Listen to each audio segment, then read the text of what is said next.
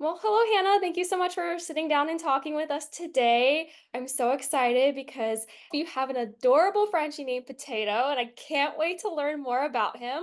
But before we do that, would you mind sharing with us, as well as our listeners, a little bit about your military background? Yeah, sure. So I am a W01. I'm a 255 Alpha. I specifically work in the IT field. I'm currently in Fort Cavazos, Texas. I've been here for about a year now. I work with satellites for this field, and we just got back from a rotation in Germany for 9 months. And that's about it. Well, that's not everything because not only are you a service member, but you are a service member with a pet. Could you please tell our listeners a little bit more about your adorable Frenchie named Potato and what does he mean to you? Of course. So I have Potato. He's in the corner, like, why are you talking about me? Uh, he'll turn 3 years old in July. I got him here locally in Texas as well. This is my second time being away from him. I've used dogs on deployment both rotations. The first time was kind of short, last minute. I was in school in Georgia for 6 months. The family that I was staying with was very aggressive towards Potato, and I unfortunately had to um, like very rapidly get help. That's when I met Chrissie, who both times watched over for Potato for me. He's very spoiled, as we all know. French bulldogs are stinky, so he gets homemade food once a month or once a month every day, but I do it. I have to cook it once a month. Chrissy met me from Georgia. She drove halfway, took care of Potato for about 4 months, and then I got a notification for the rotation within less than 3 months, I think, after getting Potato back that I was going to be deploying. I'm also a single parent, so it's kind of very rapid. Where am I going to get the kid? Where am I going to do the dog? So Chrissy, her husband Michael, and their son AJ were very quick to be like, absolutely, we would love to take Potato again. And they took care of him, my spoiled boy, for the last 9 months. Chrissy is amazing. Dogs on Deployment can't say enough about her and her family. They actually also, in addition to Potato, took on not just one, but three other service members' pets, Daisy, Grouse, and Miranda. And then Daisy was actually Dogs on Deployment's 2024 American Hero Pet of the Year mascot. So Oh, Chrissy's got a fantastic track record and so excited to hear that she's been so flexible and able to get with you as soon as you need it at a moment's notice and take on Potato. We love Chrissy and thank you, yeah. Chrissy, and your family for all that you do because Dogs on Deployment can't do what we do to help you guys without our volunteer boarders. So thank you so Yeah, much, Chrissy. She's amazing. she is. So when you first learned that you were going on rotation and that you were going to need some help with your pet, how did you find out about Dogs on Deployment within the midst of all of that? So it was when I was in Georgia, attending school. Like I said, I had really short minute. I had to get Potato into a home. He just wasn't doing well with the family that had him.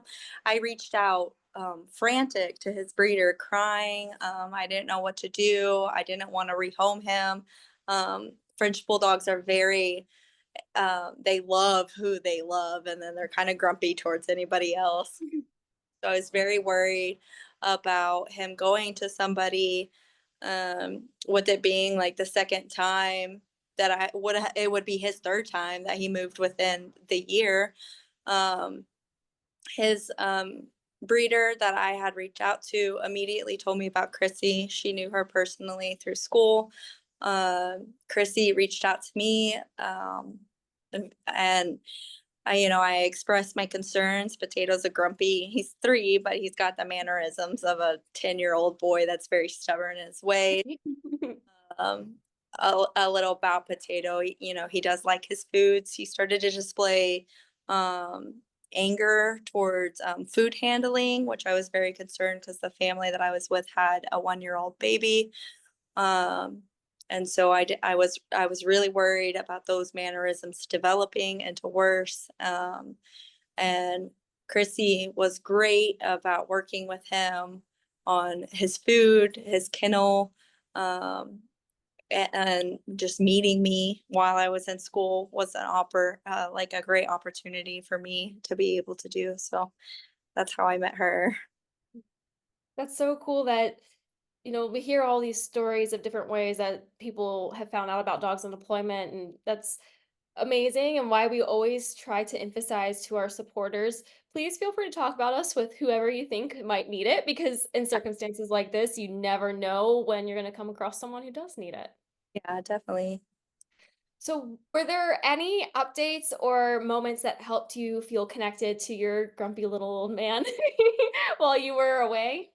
Constantly. I think one of the highlights that I had was joking with Chrissy and Michael that Chrissy was always a bigger dog owner, and she would never have been a little dog owner, and kind of always ha-ha about seeing dogs dressed up.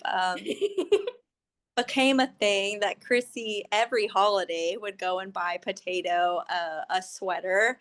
Oh Um, my gosh, really? yeah, so he came home with a bucket of bats for Halloween and hearts for Valentine's and a top hat for New Year's and every single holiday. Um, she sent me a new sweater picture as well as Christmas, his birthday, and New Year's. He got like a special cake delivery.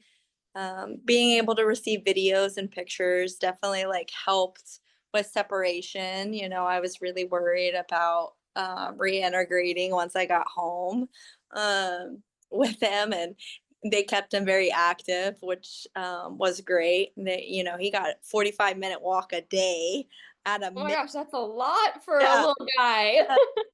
Absolutely. And they would kind of always laugh because people would see him and he's very muscular and be like, "Wow, what do you do?" And I'd say, "Well, his grandma and grandpa took him on 45-minute walks a day, spoiled him." He's Um, so that was spoiled. great. That's what we love seeing those updates. I'm sure you probably enjoy seeing them a lot more than I do, but I get excited because Chrissy did share with us those birthday pictures of Potato celebrating his second birthday, and it was so adorable. I know she'd also said that people were waving and saying hi and wishing him a happy birthday as they passed him on one of those 45-minute walks. It's so much fun seeing that. I'm so glad and thankful for our boarders that take the time to send, our service members those updates because they're so much fun, and I'm glad to hear that, that, made that process of being gone a little bit, lighter for you while you're away. Definitely.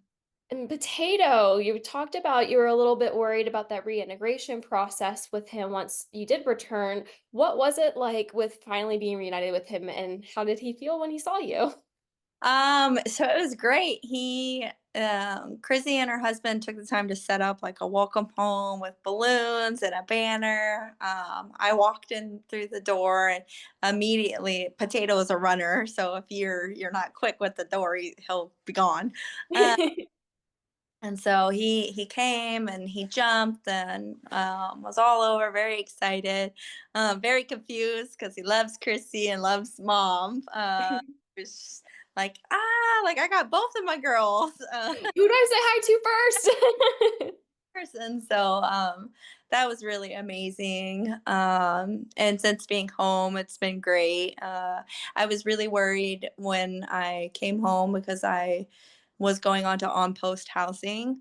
And so there was a bit of a delay in the housing wait. I was very lucky here where I was able to get into something quickly, but the entire time, Chrissy was very receptive of, hey, like we understand, get your house, get settled, get moved in. Of course, I'm like building furniture, trying to get back because I had missed them, and the whole time she was just like, "It's okay, like like whenever you're ready, he's ready." So that was good, just to like even know that I was home. That they were able to ensure that I had unpacked and settled in, finished like reverse deployment training and requirements. And then I was able to go and get him. It's a 3 hour difference between the two of us as well. And they offered for me to stay the night in their home. Gave him like a welcome home gift bag and like a farewell gift bag.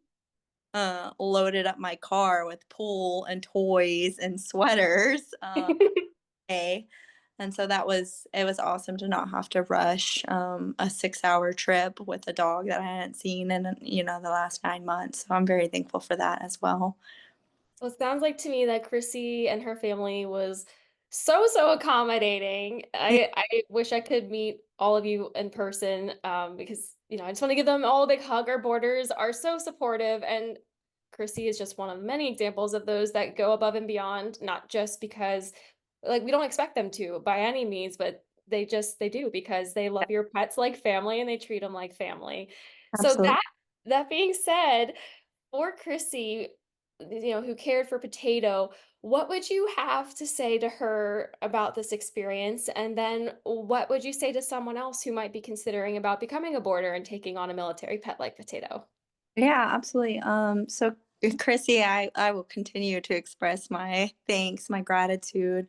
Our relationship has just continuously grown over the last year.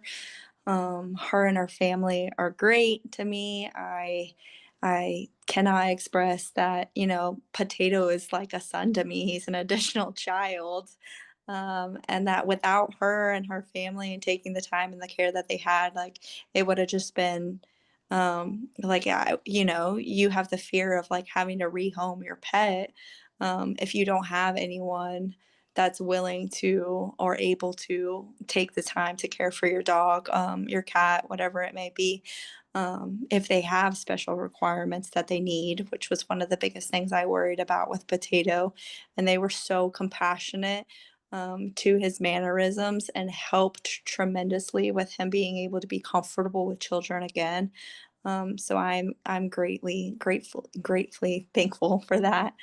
And those that are looking to become a boarder in the future, I will say that like pets are your home. I read that it's like scientifically proven that 30 minutes of like cuddling with an animal a day like reduces anxiety. And that is what Potato is for me. Like I got him um to have a family member with me constantly that could grow up alongside my daughter. I had that growing up. I wanted my kid to have that as well. And so Potato is very much a part of our family. If you're considering being a boarder, you have the means and the times and the capabilities as an active duty military member. Like, I greatly am appreciative of the program and knowing that the website alone is developed to like ensure that your pets are properly matched with a home that can take good care of your pet while you're gone. So if you do have the ability to take on that responsibility, it's something that I want to do to return the favor one of these days when I retire out of the military. So, Oh, absolutely. I know Chrissy's not necessarily one of them, but there's so many for, those that are listening today. If you are a veteran and you're interested in opening up your home, please feel free to go to dogsondeployment.org and click join. We have lots of veterans as well as civilians that just love pets and love supporting our America's heroes and have opened up their homes. And you can actually also check out our Boots on the Ground podcast as well. I sit down with a couple of those boarders who have served in the past, and it's just a wonderful experience all the way around. And glad to hear that Potato was able to have such a wonderful experience. And yeah. thank you so much for talking with me about him today. First. Hey there, it's Elisa Johnson, president of Dogs on Deployment. As a veteran and a pet owner, I know firsthand the challenges military members face, especially when it comes to pet ownership during deployment, training, or PCS moves overseas. That's why I created Dogs on Deployment. We are the only free to use nationwide online network of volunteer pet boarders willing to care for military member pets during their service commitments. We have one goal: to prevent unnecessary pet relinquishment by service members due to their service commitments. No military member should have to give up their beloved pet when duty calls. But we have one problem. We need you in order to help us achieve mission success.